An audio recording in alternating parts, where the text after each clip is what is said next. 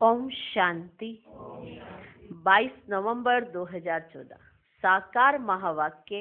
बाबा कहते, मीठे बच्चे, अपनी खामियां निकालनी है तो सच्चे दिल से बाप को सुनाओ। बाबा तुम्हें कमियों को निकालने की युक्ति बताएंगे। आज का प्रश्न, बाप की करंट किन बच्चों को मिलती है? उत्तर, जो बच्चे ईमानदारी से सर्जन को अपनी बीमारी सुना देते हैं, बाबा उन्हें दृष्टि देता।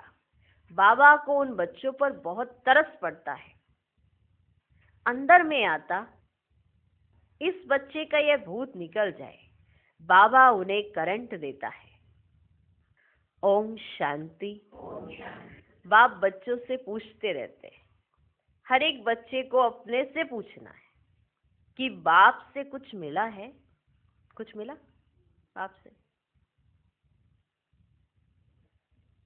बाप बच्चों से पूछते रहते हैं।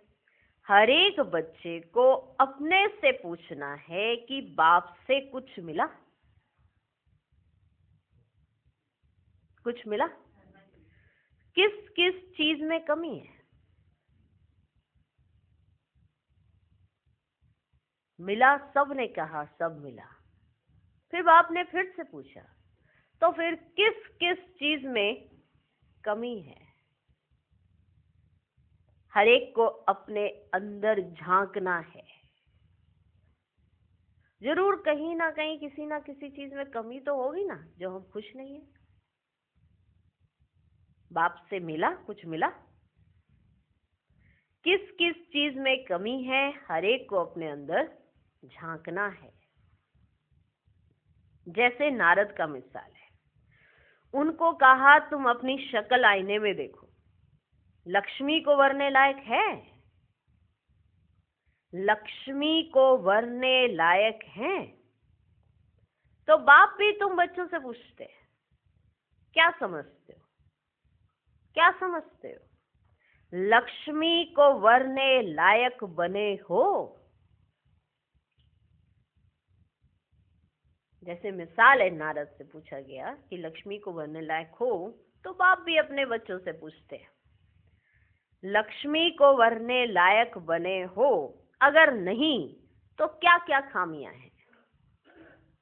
अगर समझते हो कि नहीं, हम लक्ष्मी को वरने लायक नहीं बने, तो फिर बताओ क्या क्या खामियां हैं जिनको निकालने के लिए बच्चे पुरुषार्थ करते हैं।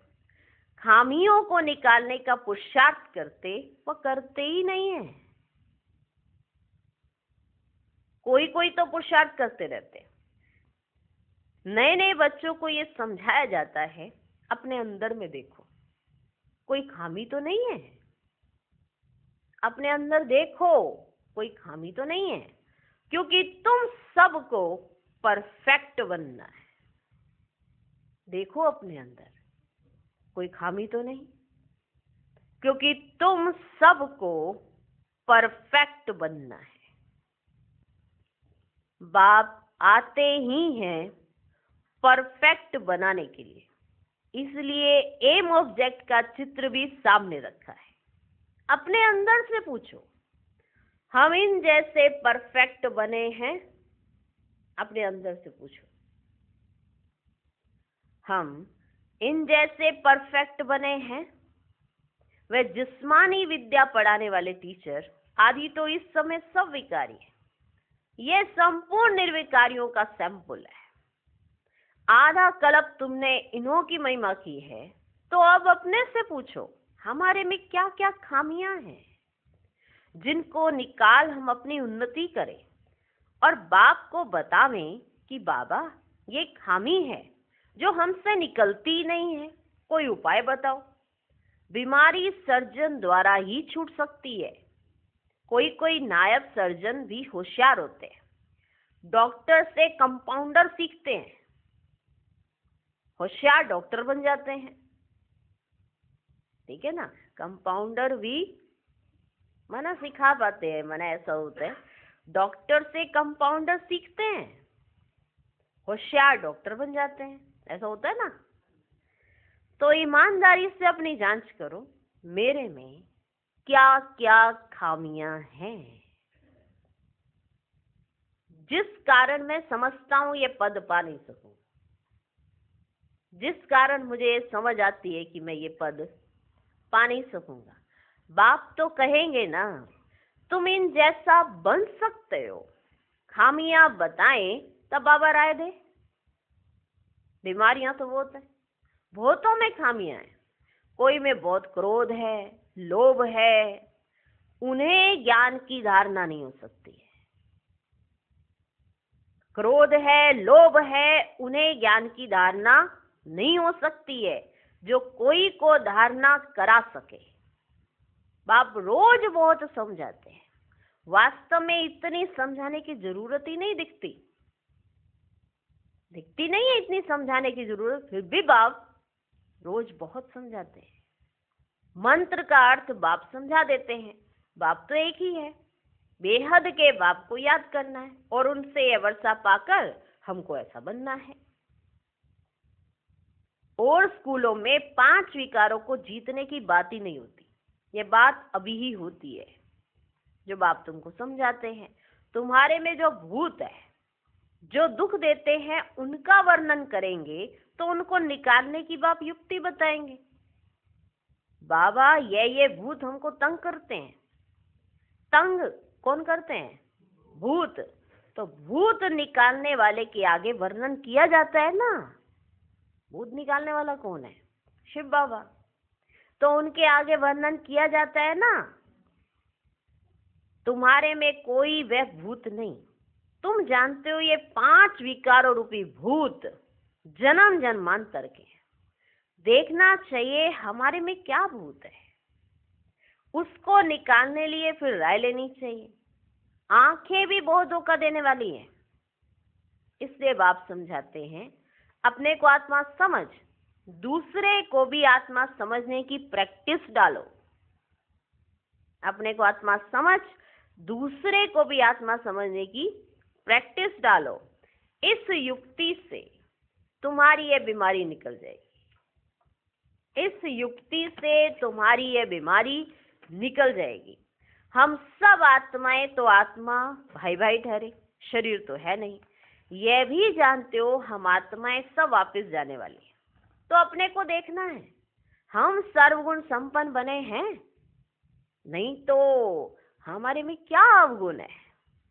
तो बाप भी उस आत्मा को बैठ देखते हैं, इनमें ये खामी है तो उनको करंट देंगे, इस बच्चे का यह विघन निकल जाए।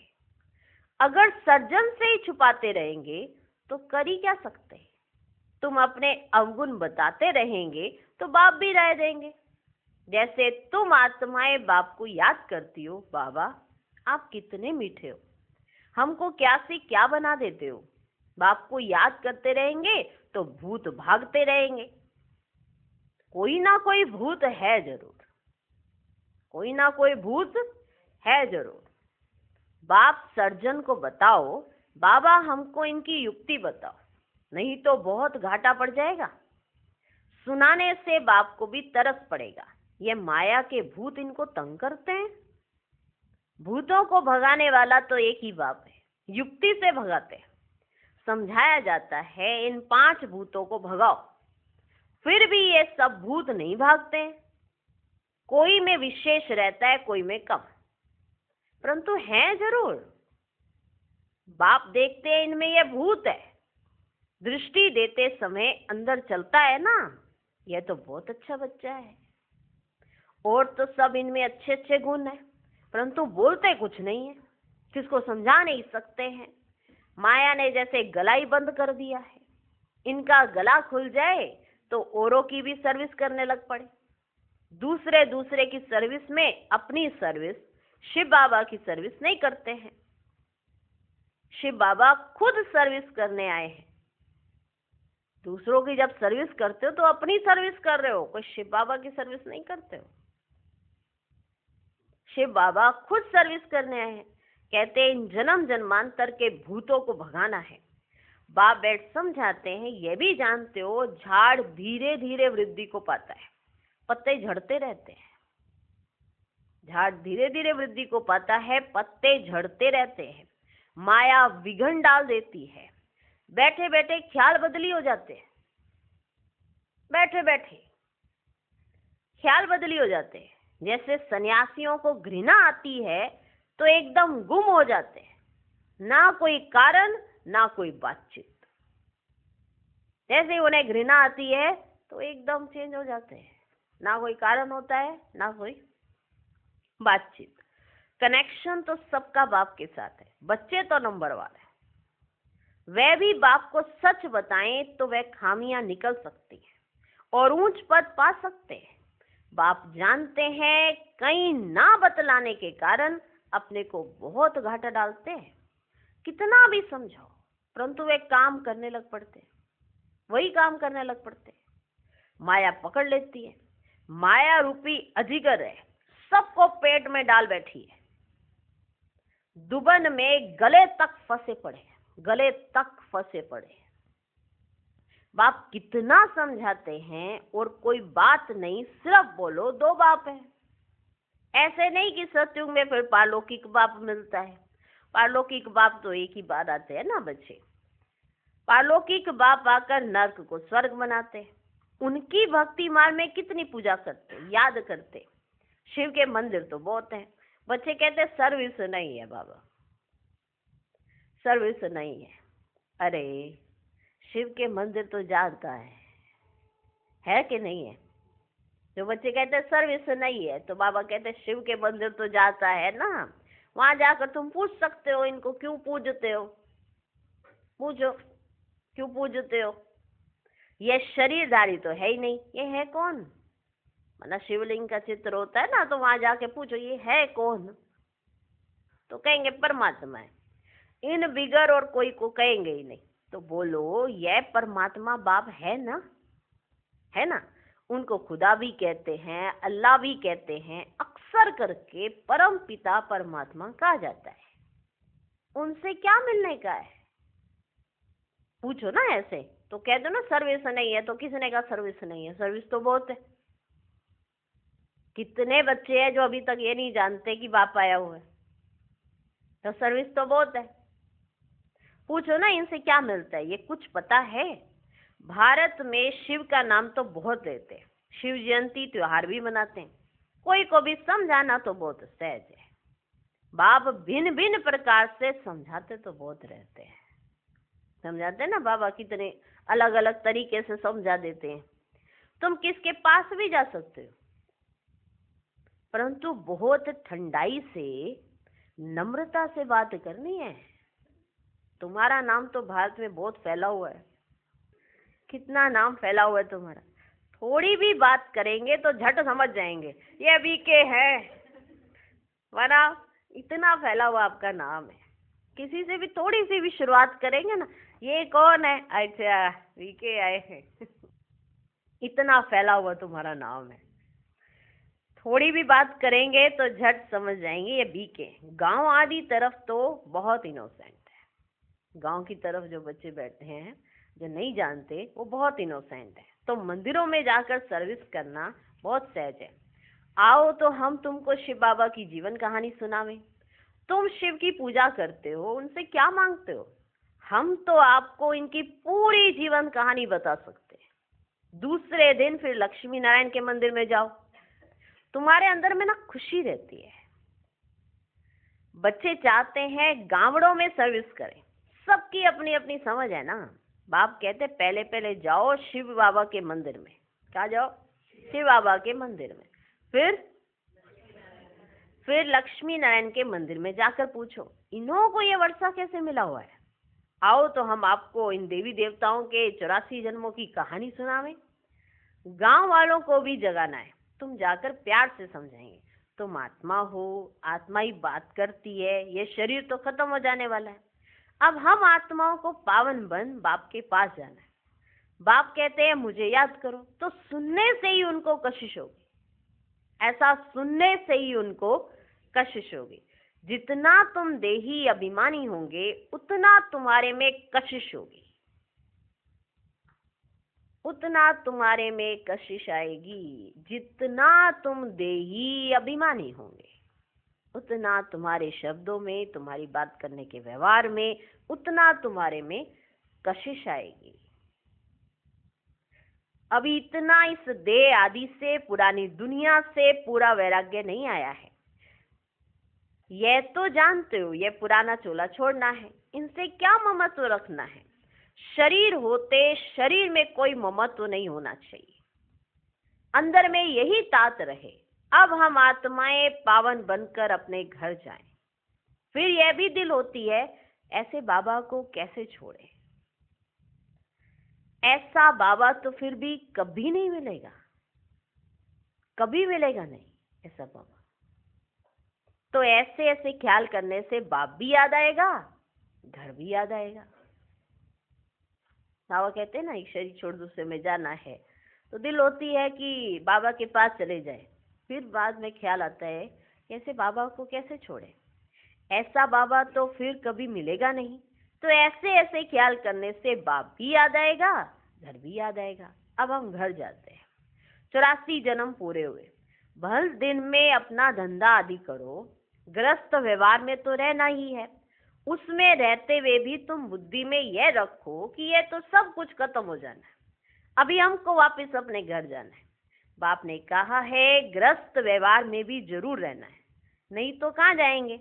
धंधा आदि करो, बुद्धि में यह याद रहे, यह तो सब कुछ विनाश होने का है। पहले हम घर जाएंगे, फिर सुखधाम में आएंगे। जो भी टाइम मिले अपने से बातें करनी चाहिए। बहुत टाइम है, 8 घंटा धंधा आदि करो, 8 घंटा आराम भी करो, बाकी 8 घंटा ये बाप से रूढ़ियान कर फिर जाकर रूहानी सर्विस करनी है। हो गए 24 घंटे। वाह, बहुत टाइम है। 24 घंटे होते, 24 घंटे। फिर भी इंसान बिजी। घंटे तो वैसे ही बीत रहे हैं, पर हम वैसे नहीं बीत रहे, क्योंकि इंसान के अंदर ना संकल्प जो है वो बहुत तीव्र गति से चल रहा है, इसलिए टाइम उसको बहुत तेज नजर आ रहा है। हमारा थॉट सिस्टम वो तेज चल रहा है, इसलिए जब ये कार्य कर रहे हो ना, तो इसमें हमारा ध्यान ही नहीं है। सिर्फ संकल्प चल रहा है कि इसको यहाँ करना है, इसको यहाँ करना है, इसको यहाँ करना है, इसको यहाँ करना है। पूरी एनर्जी इसके ऊपर नहीं है कि 1 सेकंड में हम ये डिसाइड कर पाए कि इसको कहाँ रखना है। समझ रहे हो? इसीलिए हमारे पास टाइम नहीं है। बहुत टाइम है। 8 घंटा धंधा आदि करो, 8 घंटा आराम भी करो, बाकी 8 घंटा ये बाप से रूढ़ियान कर फिर जाकर रूहानी सर्विस कर। जितना भी समय मिले शिव बाबा के मंदिर में, लक्ष्मी नारायण के मंदिर में जाकर सर्विस करो। मंदिर तो तुमको बहुत मिलेंगे, तुम कहाँ भी जाएंगे तो शिव का मंदिर जरूर होगा। जहां भी जाएंगे तुम, शिव का मंदिर तो जरूर होगा। तुम बच्चों के लिए मुख्य है याद की यात्रा। याद में अच्छी रीति रहेंगे, तुम जो भी मांगो मिल सकता है। याद में अच्छी रीति रहेंगे तो तुम जो भी मांगो मिल सकता है। प्रकृति दासी बन जाती है, उनकी शक्ल आदि भी ऐसी खींचने वाली रहती है, कुछ भी मांगने की दरकार नहीं। सन्यासियों में भी कोई कोई पक्के रहते हैं, बस ऐसे निश्चय में बैठते हम ब्रह्म में जाकर लीन होंगे। इस निश्चय में बहुत पक्के रहते हैं, उन्हों का अभ्यास होता है, हम इस शरीर को छोड़ जाते हैं, परंतु वह तो है रोंग रास्ते पर। बड़ी मेहनत करते हैं ब्रह्म में लीन होने के लिए, भक्ति में दीदार के लिए कितनी मेहनत करते हैं, जीवन भी दे देते हैं। आत्मघात नहीं होता है, जीव घात होता है। आत्मा तो है ही, वह जाकर दूसरा जीवन अर्थात शरीर लेती है। तो तुम बच्चे सर्विस का अच्छी रीति शौक रखो तो बाप भी याद आवे। यहाँ भी मंदिर आदि बहुत है, तुम योग में पूरा रहकर किसको कुछ भी कहेंगे। तुम योग में पूरा रहकर किसको कुछ भी कहेंगे, कोई विचार नहीं आएगा। योग वाले का तीर पूरा लगेगा। अगर तुम योग में रहकर कुछ भी कहेंगे तो सामने वाले को कोई और विचार नहीं आएगा, उसको पूरा तीर लगेगा। तुम बहुत सर्विस कर सकते हो, कोशिश करके देखो, परंतु पहले अपने अंदर को देखना है। हमारे में कोई माया का भूत तो नहीं है। माया के भूत वाले थोड़े ही सक्सेस हो सकते हैं। माया के भूत वाले थोड़े ही सक्सेस हो सकते हैं। सर्विस तो बहुत है। बाबा तो नहीं जा सकते हैं ना, क्योंकि बाप साथ में है। बाबा तो नहीं जा सकते ना, बाबा सर्विस करने के लिए निकले? हाँ, बाबा तो नहीं जा सकते है ना, क्योंकि बाप साथ में है। बाप को हम कहाँ कीचड़े में ले जावें? किसके साथ बोले? बाप तो बच्चों से ही बोलना चाहते हैं, तो बच्चों को सर्विस करनी है। गायन भी है सन शोज फादर। बाप ने तो बच्चों को होशियार बनाया ना। अच्छे अच्छे बच्चे हैं जिनको सर्विस का शौक रहता है। कहते हम गांवों में जाकर सर्विस करें, बाबा कहते भल करो, सिर्फ फोल्डिंग चित्र साथ में हो। चित्रों बिगड़ किसको समझाना डिफिकल्ट लगता है। दिन रात यही ख्यालात रहती है, औरों की जीवन कैसे बनाए, हमारे में जो खामियां हैं वे कैसे निकाल उन्नति को पाए। तुमको खुशी भी होती है बाबा, ये 8-9 मास का बच्चा है, ऐसे बहुत निकलते हैं, जल्दी ही सर्विस लायक बन जाते हैं। ऐसे बहुत निकलते हैं जो जल्दी ही सर्विस लायक बन जाते हैं। हर एक को यह भी ख्याल रहता है हम अपने गांव को उठाएं, हम जींस भाइयों की सेवा करें। Charity begins at home. Service का शौक बहुत चाहिए, एक जगह ठहरना नहीं चाहिए, चक्कर लगाते रहे। टाइम तो बहुत थोड़ा है ना, कितने बड़े बड़े अखाड़े उन्हों के बन जाते हैं। ऐसी आत्मा आकर प्रवेश करती है जो कुछ ना कुछ शिक्षा बैठ देती है, तो नाम वाला हो जाता है, तो नाम हो जाता है ना उनका। ऐसी आत्मा आकर प्रवेश करती है जो कुछ ना कुछ शिक्षा बैठ देती है, तो नाम हो जाता है।